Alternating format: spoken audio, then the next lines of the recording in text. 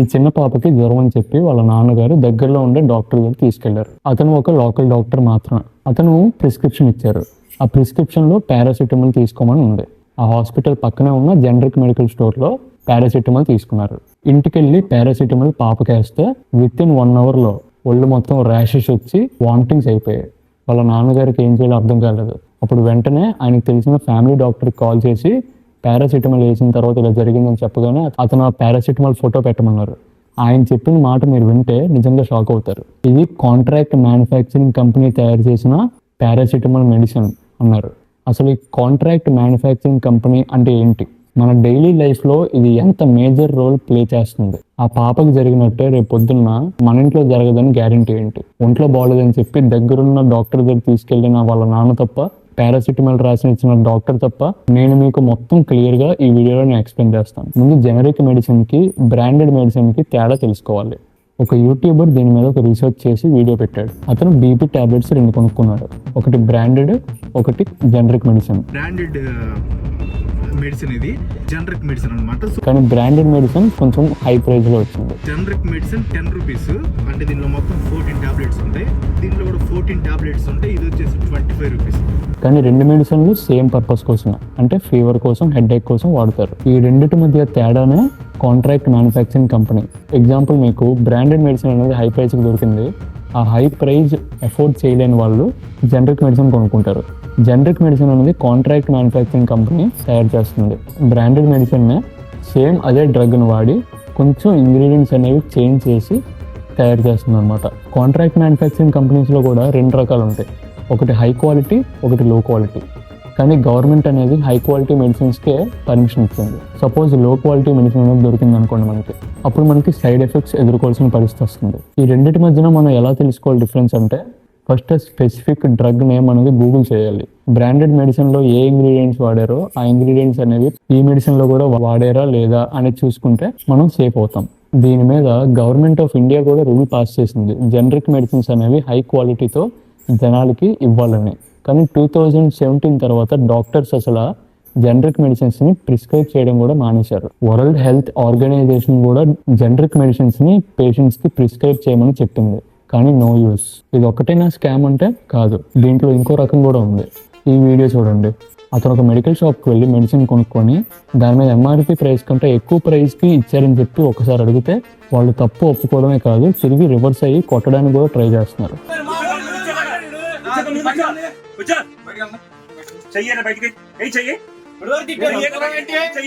151 రూపాయలు తీసుకున్నారు. స్ట్రిప్స్ మీద ఎంఆర్పీ చూస్తే 141 ఉంది. అడిగితే ఏం చెప్పారు, సిస్టమ్ లో రికార్డ్ అయింది అంతే అని చెప్పన్నారు. సిస్టమ్ అయితే తీసుకో, లేకపోతే మెడిసిన్ పెట్టేసి పో అని చెప్పాడు. అలాగని ప్రతి మెడికల్ షాప్లో ఇలా జరుగుతుందని కాదు, అలాగని అసలు లేవని కాదు. ఇంతవరకు మనం స్మాల్ స్కేల్లో ఫ్రాడ్స్ మాత్రమే చూసాం. లార్జ్ స్కేల్లో పెద్ద మెడికల్ మాఫియాస్ కూడా ఇండియాలో జరుగుతున్నాయి. 7 సంవత్సరాల పాప డెంగ్యూ ఫీవర్ వచ్చిందని చెప్పి హాస్పిటల్లో జాయిన్ అయింది. వాళ్ళు 15 రోజుల్లో 16 లక్షలు ఛార్జ్ చేశారు తన దగ్గర. పాప లాస్ట్కి చనిపోయింది. వాళ్ళ పేరెంట్స్ బాధపడుతూ ఆ బిల్స్ కూడా ఆన్లైన్లో షేర్ చేసుకున్నారు. తీగ లాగితే డొంకంతా కదిలింది అంటారు కదా, అదే జరిగింది ఇక్కడ. ఈ ఫ్రాడ్ వెనకాల అసలైన రీజన్, అసలైన హ్యాండ్ ఎవరిదైనా ఉందంటే అదే ప్రైవేట్ ఈక్విటీ ఫర్మ్స్. హాస్పిటల్ సిస్టమ్స్ని ఆడించేది మొత్తం వీళ్ళే. 15 సంవత్సరాల క్రితం వరకు మనకి మెడికల్ మాఫియా అనేది ఉండేది కాదు. అంతా 15 సంవత్సరాల తర్వాత ఈ ప్రైవేట్ ఈక్విటీ ఫర్మ్స్ వచ్చిన తర్వాతే మొదలయ్యాయి. వీళ్ళు రావడంతో ప్రైజెస్ అనేవి చాలా పైకి పెంచేశారు. మీకు సింపుల్ అండ్ షార్ట్ కట్లో చెప్పేస్తాను. అసలు వీళ్ళు ఎవరంటే, మ్యూచువల్ ఫండ్స్ మీ అందరికీ తెలుసు కదా. మ్యూచువల్ ఫండ్స్లో మనం ఇన్వెస్ట్ చేస్తే ఒక బ్రోకర్ ఉంటాడు. ఆ బ్రోకర్ అన్ని స్టాక్స్లో ఇన్వెస్ట్ చేసి వచ్చిన ప్రాఫిట్లో కొంత పర్సంటేజ్ అతను తీసుకొని మిగతా ప్రాఫిట్ అంతా మనకి ఇస్తాడు కదా. ఎగ్జాక్ట్లీ ఈ ప్రైవేట్ ఈక్విటీ ఫర్మ్స్ కూడా అదే చేస్తాయి. కానీ ఇక్కడ చిన్న డిఫరెన్స్ ఉంది. మ్యూచువల్ ఫండ్స్లో ఓన్లీ స్టాక్ మార్కెట్లో లిస్ట్ అయిన కంపెనీస్లోనే ఇన్వెస్ట్ చేస్తారు. ప్రైవేట్ ఈక్విటీ ఫర్మ్స్ అనేవి స్టాక్ మార్కెట్లో లిస్ట్ అయిన కంపెనీలే కాదు, అన్లిస్టెడ్ కంపెనీస్లో కూడా ఇన్వెస్ట్ చేస్తాయి. కానీ ఇక్కడితో ప్రాబ్లం ఎండ్ అవ్వలేదు, ఇక్కడే మొదలైంది. వేరే దేశాల నుంచి పెద్ద పెద్ద ఇన్వెస్టర్స్ని లాక్కొని వీళ్ళు హాస్పిటల్స్లో మేజర్ స్టేక్స్ అనేవి కొనేస్తారు. ఎక్కువగా ఇన్వెస్ట్ చేస్తారనమాట. హాస్పిటల్ మేనేజ్మెంట్ అంతా వాళ్ళ కంట్రోల్లో రావడానికి. ఒక్కసారి ఇన్వెస్ట్ చేసిన తర్వాత ఊరుకుంటారా? బోర్డ్ మీటింగ్స్లో ఎంటర్ అవుతారు. వాళ్ళు ఎలా ఆలోచిస్తారంటే, విత్ ఇన్ 5 yearsలో నేను పెట్టిన అమౌంట్కి నాకు 5 times 10 times రిటర్న్ రావాలి. ఎగ్జాంపుల్, 1000 కోట్లు పెడితే 5,000 కోట్లు 10,000 కోట్లు 5 సంవత్సరాల్లో నేను సంపాదించాలి అనే థాట్తో వెళ్తారు వాళ్ళు. వాళ్ళ మేనేజ్మెంట్ కింద పనిచేయడానికి టాప్ MBA గ్రాడ్యుయేట్స్ని హైర్ చేసుకుంటారు. వాళ్ళ పని ఒకటే, వాళ్ళ వీక్లీ టార్గెట్ అనేది రీచ్ అయిందా లేదా, జనాల రక్తం తాగుతారు వాళ్ళు. వీక్లీ టార్గెట్స్, మంత్లీ టార్గెట్స్ అనేవి ఒక బట్టల షాపో లేకపోతే ఒక రెస్టారెంటో చెప్పుల షాప్లో పెట్టుకుంటే బాగుంటుంది, కానీ మనుషుల మీద పెడతారు వాళ్ళు టార్గెట్ అనేది. ఒకవేళ పేషెంట్స్ రాకపోతే ఏంటి పరిస్థితి? అప్పుడే వాళ్ళు అసలు గేమ్ స్టార్ట్ అవుతుంది. రాని పేషెంట్స్ని ఏమీ చేయలేము, కానీ ఉన్న పేషెంట్స్ మీద ఇంకా ఎక్స్ట్రా అమౌంట్ అనేది రుద్దుతారు. నార్మల్ ప్రైజెస్కే హెవీ బిల్స్ అనేవి పే చేయమంటారు. దీనివల్ల పేషెంట్స్ మాత్రమే కాదు, అక్కడ పనిచేసే డాక్టర్స్కి కూడా చాలా స్ట్రెస్ పెరుగుతుంది. వీక్లీ ఇంతమంది పేషెంట్స్ని నువ్వు ట్రీట్ చేయాలి అని చెప్పి అతని మీద పడేస్తారు ప్రెజర్ అనేది. ఒకవేళ కానీ డాక్టర్ ఏదైనా ఎదురు తిరిగితే ఉద్యోగం మానేసి రిజైన్ చేసామంటారు. ఆ 7 ఏళ్ల పాపకి 15 రోజుల్లో వాళ్ళు చేసిన ట్రీట్మెంట్ బిల్స్ చూడండి ఒకసారి. 1600 గ్లౌస్, 660 సిరింజెస్ వాడారంట ఆ చిన్న పాప మీద. ఏదైనా నమ్మశక్యంగా ఉందా? సపోజ్ ఒక బేబీని డెలివరీ చేయాల్సిన ఉమెన్ హాస్పిటల్లో అడ్మిట్ అవుతే ప్రైవేట్ హాస్పిటల్కి గవర్నమెంట్ హాస్పిటల్కి తేడా ఇక్కడే చూడండి మీరు. అరౌండ్ 40% ఉమెన్కి అవసరం ఉన్నా లేకపోయినా సర్జరీ చేసి బేబీని బయటికి తీస్తున్నారు ప్రైవేట్ హాస్పిటల్స్లో. ఈ నెంబర్ అనేది గవర్నమెంట్ హాస్పిటల్లో తక్కువ ఉంది, 11% మాత్రమే. మన దేశంలో 55% కార్డియాక్ సర్జరీస్ అవసరం లేకపోయినా డాక్టర్స్ సజెస్ట్ చేస్తున్నారు. ఒక నార్మల్ నీ ఫ్రాక్చర్ అవుతే 48% పేషెంట్స్కి టోటల్ నీ రీప్లేస్మెంట్ చేసేయమంటున్నారు. అంతవరకు ఎందుకు? చనిపోయిన ప్రాణాన్ని కూడా వెంటిలేటర్ పెట్టి ఇంకా బతికుందని చెప్పి నాటకం ఆడుతున్నారు కొన్ని హాస్పిటల్స్లో డాక్టర్స్. అదంతా క్రిమినల్ కేసు కిందకి వస్తుంది. ఇవన్నీ పెద్ద హాస్పిటల్స్లో జరిగే స్కామ్స్. డే కేర్ హాస్పిటల్స్లో జరిగే స్కామ్స్ గురించి మాట్లాడితే, స్టార్టింగ్లో ఆ పాపకి జ్వరం వచ్చింది కదా, అతను ప్రిస్క్రైబ్ చేసిన పారాసిటమాల్ మెడిసిన్ అనేది అతని పక్కనుండే షాపులోనే దొరుకుతుంది, చుట్టుపక్కల ఎక్కడ దొరకదు. దీనికి కారణం ఏంటో తెలుసా? Contract manufacturing companies. ఇక్కడ ఎంత పెద్ద గేమ్ జరుగుతుందంటే, బెస్ట్ స్టాండర్డ్ వన్స్ గురించి మేము మాట్లాడట్లే, వీక్ స్టాండర్డ్ ఉన్న కాంట్రాక్ట్ మ్యానుఫ్యాక్చరింగ్ కంపెనీస్ ఉన్నాయి కదా, వాళ్ళతో కొంతమంది లోకల్ పీపుల్ కొంత అమౌంట్ క్యాపిటల్ లో ఇన్వెస్ట్ చేస్తారు. సో నార్మల్ గా డాక్టర్స్ రిఫర్ చేసే బ్రాండెడ్ పారాసిటమాల్స్ ఉంటాయి చూడండి, కొన్ని చిన్న చిన్న మాలిక్యూల్ చేంజెస్ చేసి వీళ్ళు సెపరేట్ బ్రాండ్ పేరు పెట్టుకొని ఆ మెడిసిన్స్ అనేవి లోకల్ పీపుల్ కి ఇస్తారనమాట. సపోజ్ 3 రూపీస్ ప్రాఫిట్ అయితే 1.5% మీకు, 1.5% మాకు అన్నట్టు మాట్లాడుకుంటారు. కానీ ఆ మెడిసిన్ తయారయ్యే కాస్ట్ 0.25 రూపీస్ మాత్రమే. వాళ్ళు సేల్ చేసేది మాత్రం మార్కెట్లో బ్రాండెడ్ మెడిసిన్ ఉన్న ప్రైస్కే అమ్ముతారు. అందుకే ఆ డాక్టర్ ప్రిస్క్రైబ్ చేసిన మెడిసిన్ ఆ పక్క షాప్లోనే దొరుకుతుంది, ప్రపంచంలో ఎక్కడ దొరకదు. ఈ పెద్ద హాస్పిటల్స్లో జరిగే ఇంకొక రకం మాఫియా ఆర్గాన్ ట్రాన్స్ప్లాంటేషన్. ఒక రీసెర్చ్ ప్రకారం మన దేశంలో 2000 కిడ్నీస్ అనేవి ఇల్లీగల్ గా సెల్ చేస్తున్నారు. ఇది 100 కోట్లకు పైగా స్కామ్. ఇదంతా ఎందుకు జరుగుతుంది మన దేశంలో? Lack of awareness. Indian Medical Council regulations అనేవి 2002లో పాస్ చేసింది. ప్రతి doctor as far as possible generic medicine నేమ్స్నే ప్రిస్క్రైబ్ చేయాలి ప్రతి పేషెంట్కి. కానీ ఏ డాక్టరు 2017 తర్వాత ఫాలో అవడం కూడా మానేశారు. అది ఒక ఫిజిషియన్ అతను ట్రీట్మెంట్ చేసే ముందే ఫీజు అనేది చెప్పాలి.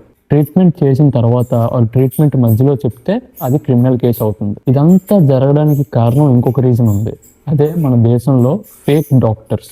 మన దేశంలో 19.2% పేషెంట్ డెత్స్ అనేవి కేవలం ఫేక్ డాక్టర్స్ వల్ల జరుగుతున్నాయి. ఈ సొల్యూషన్స్ వినండి, మీ జీవితంలో చాలా యూజ్ అవుతాయి. ఎప్పుడైనా సరే డాక్టర్ దగ్గరికి వెళ్ళాల్సినప్పుడు ఒక ఓల్డర్ డాక్టర్ దగ్గరికి వెళ్ళండి, యంగర్ డాక్టర్ దగ్గరికి వెళ్ళొద్దు. చిన్న డాక్టర్స్ దగ్గరికి వెళ్తే వాళ్ళు ఎప్పుడైనా వాళ్ళ కెరియర్ గురించి ఆలోచిస్తారనమాట. వాళ్ళ రెప్యుటేషన్ గురించి ఆలోచించి మిమ్మల్ని వాడుకునే ఛాన్సెస్ ఉంటాయి. అందరూ చేస్తారని కాదు, అలాగని అందరూ చేయరని కాదు. వాళ్ళకంటూ కొన్ని లోన్స్ ఉంటాయి, వాళ్ళ ఎడ్యుకేషన్ రీసెంట్గా కంప్లీట్ చేశారు కాబట్టి అమౌంట్ సంపాదించాలన్న థాట్లో ఉంటారు కాబట్టి కొంచెం వాళ్ళకి దూరంగా ఉంటే మనకే మంచిది. అండ్ వాళ్ళకి ఎక్స్పీరియన్స్ కూడా తక్కువ ఉంటుంది. సో ఓల్డ్ డాక్టర్స్ దగ్గరికి వెళ్తే మీకు ఆపరేషన్స్ లాంటివి, సర్జరీస్ లాంటివి రేర్ కేసెస్లో సజెస్ట్ చేస్తారు అవసరమైతే. హైరార్కీ డాక్టర్స్ అంటే హై పొజిషన్స్లో ఉండే డాక్టర్స్ దగ్గరికే వెళ్ళండి. అంటే ఒక ఫిజిషియన్ కమ్ సర్జన్ లాంటి వాళ్ళ దగ్గరికి వెళ్ళండి. ఎందుకంటే మీరు సర్జన్ దగ్గరికి వెళ్తే సర్జరీ లేకపోతే ఆపరేషన్ చేయాలని ఆయన చెప్పే ఛాన్సెస్ ఎక్కువ ఉంటాయి. మందులకు ముందే సర్జరీ చేద్దాం అంటారు. ఈ పెద్ద పెద్ద హాస్పిటల్స్ ఏవైతే ఉన్నాయో వీళ్ళ మెయిన్ టార్గెట్ వచ్చేసరికి గవర్నమెంట్ ఆర్గనైజేషన్స్ లోని, బ్యాంక్స్ లోని, బిగ్ ప్రైవేట్ ఆర్గనైజేషన్స్ లోని పనిచేస్తున్నారో వాళ్ళని టార్గెట్ చేస్తారు. ఎందుకంటే వాళ్ళకి 100% రీఇంబర్స్మెంట్ అనేది ఉంటుంది కాబట్టి. ఇలాంటి వాళ్ళని ఎమోషనల్లీ అండ్ ఫిజికల్లీ మ్యానిపులేట్ చేయడానికి ట్రై చేస్తారు హాస్పిటల్ వాళ్ళు చాలా జాగ్రత్తగా ఉండాలి. అండ్ వాళ్ళకి చిన్న ప్రాబ్లం వచ్చినా సర్జరీ, ఆపరేషన్స్ అనేవి కంపల్సరీ చేయాలని బలవంతం చేస్తారు. ఇలాంటి వాళ్ళలో రీసెంట్ టైమ్స్లో జరిగింది ఎక్కువ హార్ట్ సర్జరీస్ అనమాట. ఏదైతే 10 to 15 lakhs ఖర్చు అయ్యే సర్జరీస్ ఉంటాయో అది. కొన్ని కేసెస్లో అయితే జస్ట్ హ్యాండ్ ఆర్ లెగ్ ఫ్రాక్చర్కి ఒక 5,000 4,000 బ్యాండ్ వేస్తే పని అయిపోయేది వాళ్ళు మొత్తం టైటానియం రాడ్స్ ని ఇంప్లాంట్ చేసేయమంటారు అనమాట. ఇదైతే 1.5 lakh వరకు ఛార్జ్ చేయొచ్చు. వరల్డ్ హెల్త్ ఆర్గనైజేషన్ రికమెండేషన్ ఏంటంటే ప్రతి 1000 మందికి ఒక డాక్టర్ అనేది ఉండాలని. కానీ మన దేశంలో ప్రతి 1457 మందికి ఒక డాక్టర్ మాత్రమే ఉంటున్నాడు. కానీ బిగ్గెస్ట్ సర్ప్రైజ్ ఏంటో తెలుసా, బయట దేశంలో కంటే మన దేశంలోనే ఇంకా మెడికల్ స్కూల్స్ అనేవి చాలా ఉన్నాయి. మన దేశం నుంచి ఒక కాలేజీలో ప్రతి సంవత్సరం 100 నుంచి 150 స్టూడెంట్స్ అనేవాళ్ళు గ్రాడ్యుయేట్ అవుతున్నారు. కానీ ఎయిమ్స్ ఢిల్లీలో సీట్స్ ఎన్ని ఉన్నాయి తెలుసా, కేవలం సంవత్సరానికి 72 సీట్స్ మాత్రమే. ఆ 72 సీట్స్ కోసం 80,000 మంది అప్లై చేస్తారు. ఇది హార్వర్డ్ యూనివర్సిటీ కంటే కాంపిటీషన్ ఎక్కువ. సో ఈ కాంపిటీషన్ తట్టుకోలేక కొంతమంది స్టూడెంట్స్ ప్రెజర్ కి చీట్ చేస్తారు. మన ఇండియాలో ఫస్ట్ ప్రాబ్లం తక్కువ మంది స్టూడెంట్స్ గ్రాడ్యుయేట్స్ అవడం. సెకండ్ ప్రాబ్లం మిగతా స్టూడెంట్స్ కి ట్రైనింగ్ సరిగ్గా లేకపోవడం. చాలా వరకు మన దేశంలో ఉండే మెడికల్ కాలేజెస్ కానీ మెడికల్ స్కూల్స్ కానీ పొలిటీషియన్స్ బిజినెస్ మ్యాన్స్ నడుపుతుంటారు. వీళ్ళకి మెడికల్ ఎడ్యుకేషన్ మీద కనీసం టచ్ కూడా ఉండదు, కేవలం బిజినెస్ చేయడానికి మాత్రమే నడుపుతారు. సో దానివల్ల ట్రైనింగ్ అనేది సరిగ్గా ఉండదు. ఈ వీడియో ప్రతి ఒక్కరికి హెల్ప్ అవుతుంది. ఈ స్కామ్స్ అనేవి తెలుసుకుంటే జనాలు అలర్ట్ అవుతారు. మీకు తెలిసిన ఫ్రెండ్స్ అండ్ ఫ్యామిలీకి షేర్ చేయండి. అండ్ ఇలాంటి వీడియోస్ చాలా వస్తుంటాయి నా ఛానల్లో. ఒకవేళ మీకు ఏదైనా టాపిక్ గురించి తెలుసుకోవాలనుకుంటే కామెంట్ చేయండి, నేను కన్ఫర్మ్గా దాని గురించి వీడియో చేస్తాను. Thank you for watching. See you soon.